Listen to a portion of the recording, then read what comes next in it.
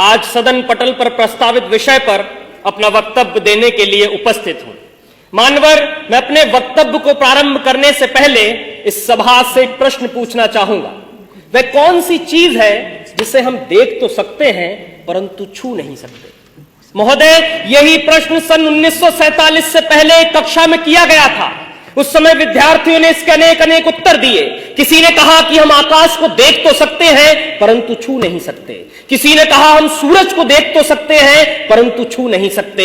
लेकिन उसी कक्षा के बाहर खड़े होकर पढ़ने वाला एक छात्र डबडबाई आंखों को लेकर खड़ा हुआ और पानी के भरे हुए घड़े की तरफ देखकर बोला, मैं प्यास से तड़प के मर भी रहा हूं, फिर भी मैं इस पानी के घड़े को देख सकता हूं, छू नहीं सकता, क्योंकि मैं एक अछूत जाति का हूं और वो अछूत जाति का विद्यार्थी कोई और नहीं बल्कि हमारे भारत के संविधान के निर्माता डॉक्टर बाबा साहेब भीमराव अंबेडकर जी थे।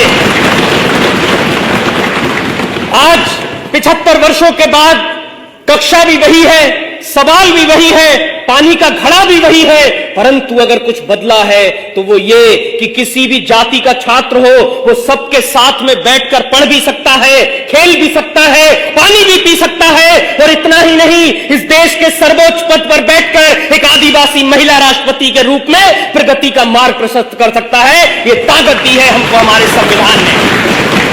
जब जब बात हमारे अधिकारों की आई है तब तब संविधान ने हमारी रक्षा करी है। फिर वो आईपीसी की धारा 377 से जूझ रहे परलैंगिक समाज के लोग हो या श्रीकांत बोला जैसे दिव्यांगजनों के लिए शिक्षा के अधिकार हो या महिलाओं के लिए दहेज कुप्रथा का बोझ हो, संविधान ने हमेशा से रक्षा कर एक सूत्र में बांधने का काम किया है। मान्यवर, भारत के संविधान की लोकतांत्रिक यात्रा बहुत लंबी रही है।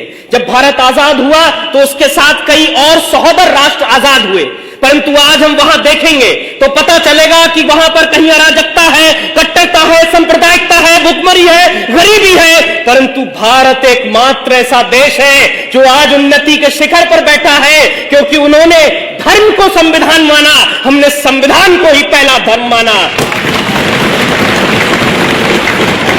लंदन में मुस्कुराते हुए कवि चर्चिल ने कहा था कि ये देश आजाद हो भी जाए तो बहुत दिन तक टिकेगा नहीं, ये टूट कर बिखर जाएगा।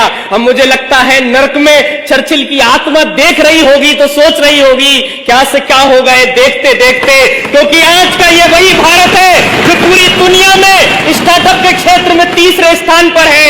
ये वही भारत है जो ओलंपिक के अंदर टोक्यो की धरती पर झंडा तिरंगा लहरा देता है। ये वही भारत है जो चंद्रयान 3 को पृथ्वी से चंद्रमा तक पूरी दुनिया में सबसे कम बजट में पहुंचा देता है, क्योंकि हमने अपने कर्तव्यों का निर्वहन किया है, जिससे हम प्रगति के सोपान को चढ़ते जा रहे हैं। और अगर इसी तरह से इस देश का प्रत्येक नागरिक अपने कर्तव्यों का निर्वहन करता रहा तो यकीन मानिए 2047 तक विकसित भारत का लक्ष्य एक सूक्ष्म मात्र होगा। इसीलिए अंत में मैं जाते जाते कहूंगा कि वर्तमान का गूगल हो, माइक्रोसॉफ्ट या पेप्सी को, इन सबको भी हमने दिए हैं अपने भारत के सीईओ। अब भी पूरी दुनिया में सबसे ज्यादा डॉक्टर्स हमारे हैं। खेल जगत में चमकने वाले भी भारत के सितारे हैं। अपने पौरुष के बल पर दुनिया को सदा बतलाएंगे विश्व गुरु हम कल भी थे, आज भी है और सदा